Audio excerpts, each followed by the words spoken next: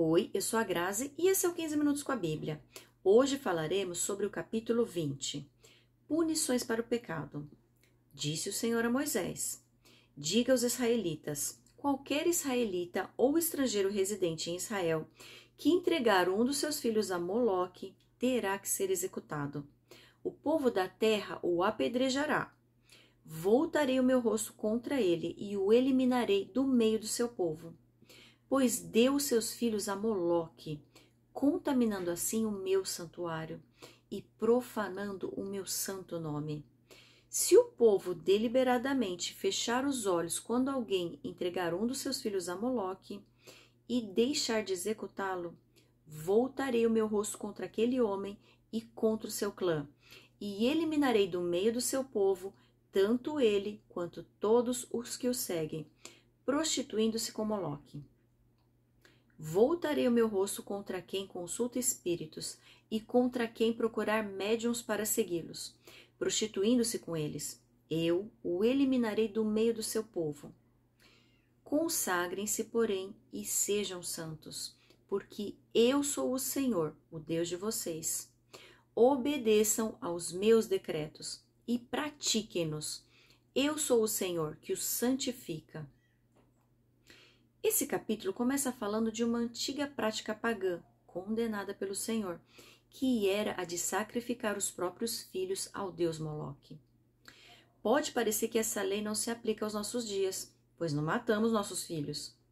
O que talvez precisemos nos atentar é que sacrificar os filhos não é apenas oferecê-los em holocausto, como era feito naquela época.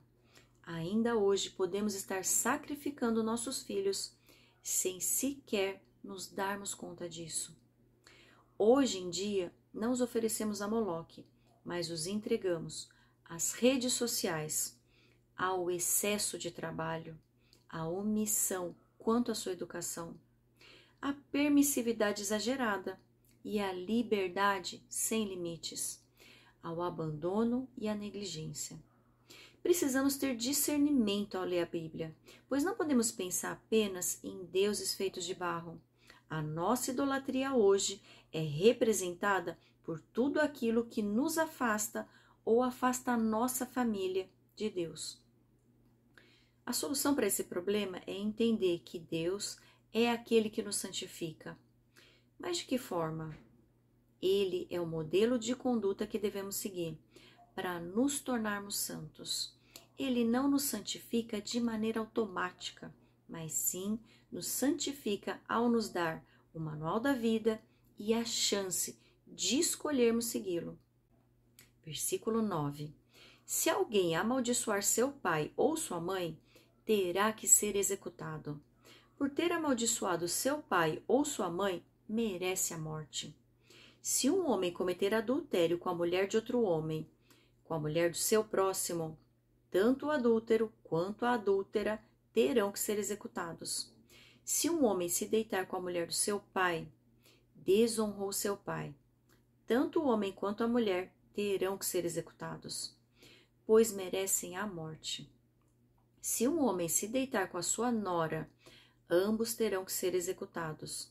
O que fizeram é depravação, merecem a morte. Se um homem se deitar com outro homem como quem se deita com uma mulher, ambos praticaram um ato repugnante, terão que ser executados, pois merecem a morte. Se um homem tomar uma mulher e a mãe dela, comete perversidade. Tanto ele quanto elas serão queimados com fogo, para que não haja perversidade entre vocês.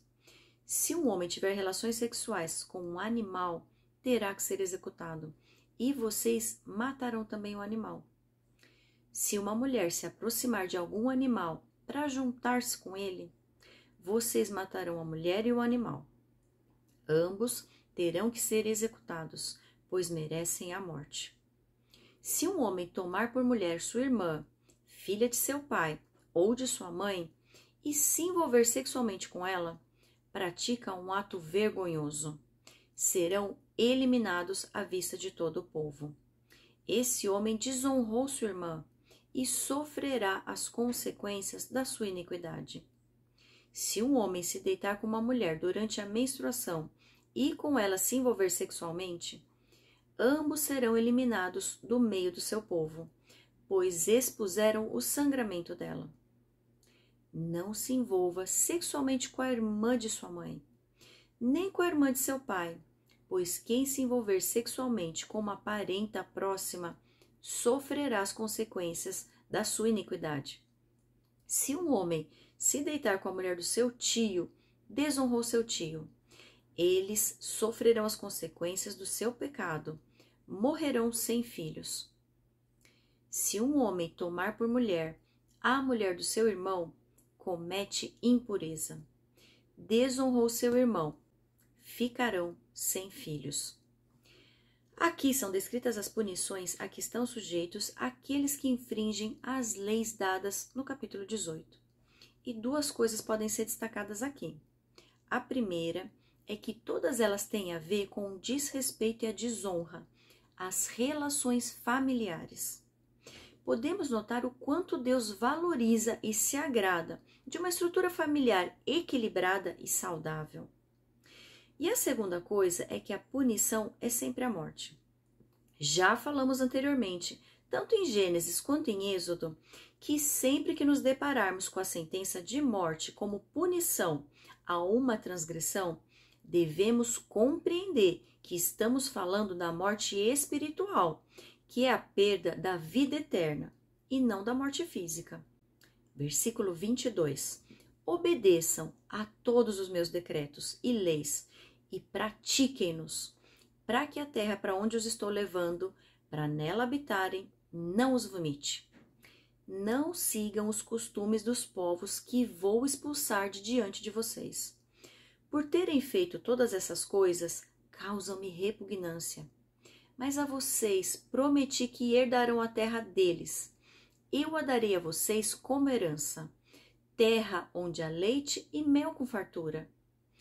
Eu sou o Senhor, o Deus de vocês, que os separou dentre os povos. Portanto, façam separação entre animais puros e impuros, e entre aves puras e impuras.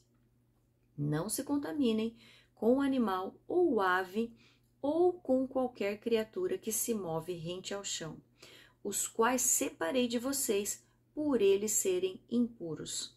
Vocês serão santos para mim, porque eu, o Senhor, sou santo, e os separei dentre os povos para serem meus.